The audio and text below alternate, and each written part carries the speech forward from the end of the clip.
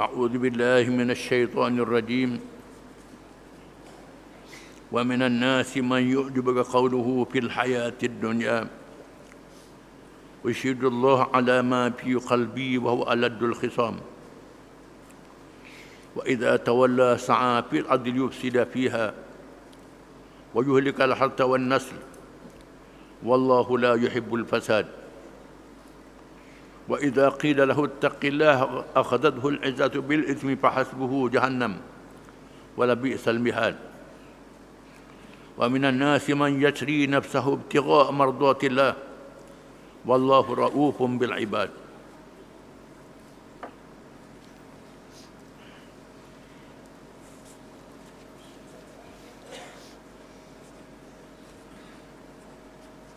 Maksudnya, dan di antara manusia ada orang yang tutur katanya mengenai hal kehidupan dunia menyebabkan engkau tertarik hati mendengarnya, dan dia bersumpah dan mengatakan bahawa Allah menjadi saksi atas apa yang ada dalam hatinya, padahal ia adalah orang yang sangat-sangat keras permusuhannya kepadamu. Kemudian apabila ia pergi dengan mendapat hajatnya, berusahalah ia di bumi untuk melakukan bencana padanya dan membinasakan tanaman-tanaman dan keturunan binatang ternak dan manusia. Sedang Allah tidak suka pada bencana kerosakan. Dan apabila dikatakan kepadanya, bertakwalah engkau kepada Allah, timbullah kesombongan dengan meneruskan dosa yang dilakukan itu. Oleh itu padanlah ia menerima balasan azab neraka jahanam. Dan demi sesungguhnya neraka jahanam itu adalah seburuk-buruk tempat tinggal. Dan di antara manusia ada yang mengorbankan dirinya kerana mencari keredaan Allah semata-mata. Dan Allah pula amat belas kasihan akan hamba-hambanya. Ayat ini mengingatkan kepada orang Islam, khususnya Nabi SAW yang menyampaikan Islam paling awal sekali. Allah mengatakan manusia ini macam-macam.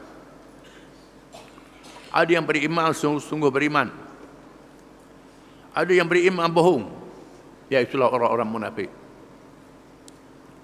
yang pandai bercakap. Wa minan nasi man yu'jibuka qawluhu fil hayatid dunya wa yashhadu Allah ala ma fi qalbi wa huwa aladul khisam. Dan kalangan manusia itu ada orang yang sangat mengagumkan kata-katanya berkenaan dunia ni, padahal Allah menyaksikan apa yang ada dalam hatinya musuh yang sangat ketat terhadap Islam. Mengikut As-Sudi, sebab nuzul ayat ni ialah orang munafik. Antara yang bernama Al-Akhnaf bin Syurik Al-Thaqafi datang menemui Nabi SAW menzahirkan Islamnya, pada dalam hatinya sangat jahat terhadap Islam. Mengikut Ibn Abbas, mereka ada beberapa orang munafik bila berdepan dengan Nabi menunjukkan dia Islam. Di belakang Nabi dia menghina sahabat-sahabat yang mati syahid. Dan peristiwa Ar-Raji', qari-qari yang dihantar oleh Nabi untuk mengajar Quran, dibunuh oleh kabilah yang khianat. Mereka adalah orang munafik yang berpura-pura cakapnya pandai, cakapnya bijak, menunjukkan dia kuat Islam sangat, padahal dia musuh Islam. Cakapnya sangat manis, dalamnya ada racun, dalamnya jahat, penuh dengan penyakit. Wa idza tawalla sa'a fil ardi liyufsida fiha wa yuhlikal harta wan nas wallahu la yuhibbul fasad. Apabila dia berpaling, dia melakukan kejahatan di atas muka bumi, merosakkan tanaman, merosakkan keturunan. Allah tidak mengasihi orang-orang yang melakukan kejahatan. Kita tak nampak zaman dulu.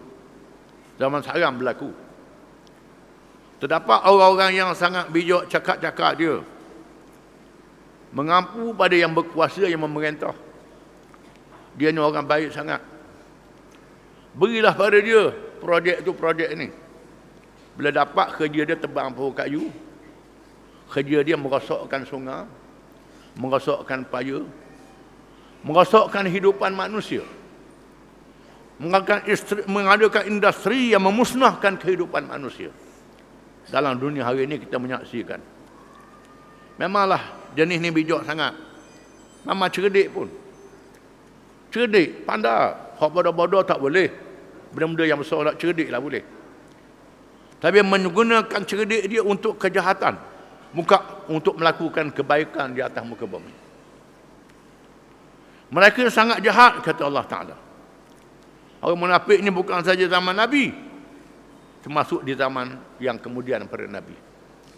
Dan sampai akhir zaman akan ada orang munafik ini, yang bercakap dengan cakap-cakap yang manis, menunjukkan dia seorang yang baik, seorang yang bijak, yang pandai, baik sungguh, bijak sungguh. Bijak untuk tipu orang, bukan ikhlas untuk memakmurkan bumi Allah SWT, tetapi untuk diri dia dan merosakkan orang lain. Wallahu la yuhibbul fasad. Allah Ta'ala tidak mengasihi orang yang melakukan kejahatan. Wa idza qila lahu ittaqillaha qadatul izzatu bil ithmi fahasbuhu jahannam wala bi'sal mihad.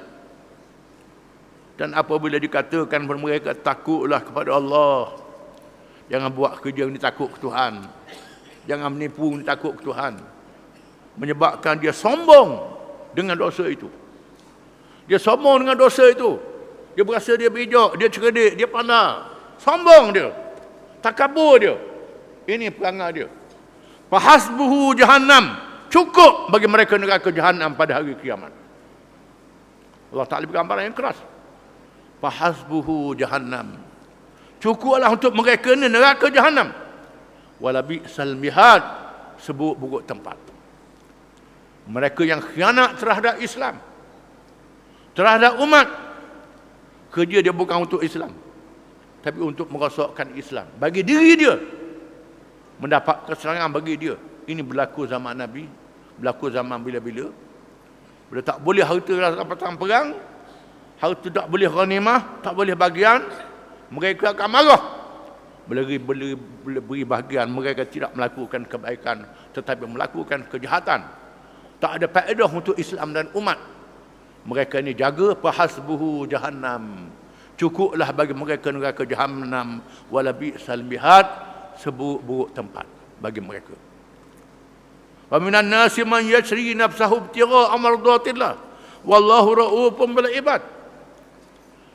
Dan di kalangan manusia itu ada orang yang sanggup menjual dirinya kerana mencari keredaan Allah. Dan Allah Ta'ala sangat sayang terhadap hamba-hambanya. Antaranya Suhaib Rumi radhiyallahu anhu. Suhaib Rumi radhiyallahu anhu yang berhijrah dari Mekah ke Madinah. Dia seorang yang kaya, seorang yang senang, seorang yang ada harta. Dia hijrah kemudian.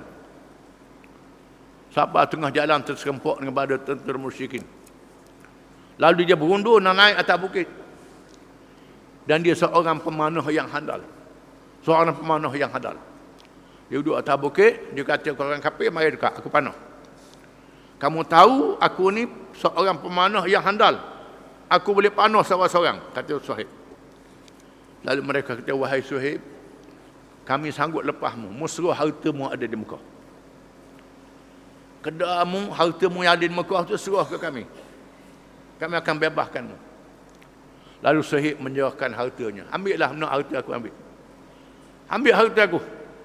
Jangan ganggu aku nak berhijrah ke Madinah. Lalu mereka lari dan Suhaib pergi ke Madinah dengan selamat. Dalam keadaan hilang hartanya, hilang kekayaannya. Setengah ulama mengatakan ayat ini turun berkenaan Suhaib Ar-Rumi radhiyallahu anhu. Dan Nabi bersabda, Rabiha Rabiha Abu Yahya, Rabiha Suhaib. Suhaib mendapat keuntungan yang besar, pada hari kiamat. Kerana dia sanggup serahkan harta dia kerana Islam, dia mendapat keredaan Allah SWT. Dan Allah Ta'ala sangat sayang pada hamba-hamba dia yang beriman, yang ikhlas dengan imannya. Wallahu a'lam.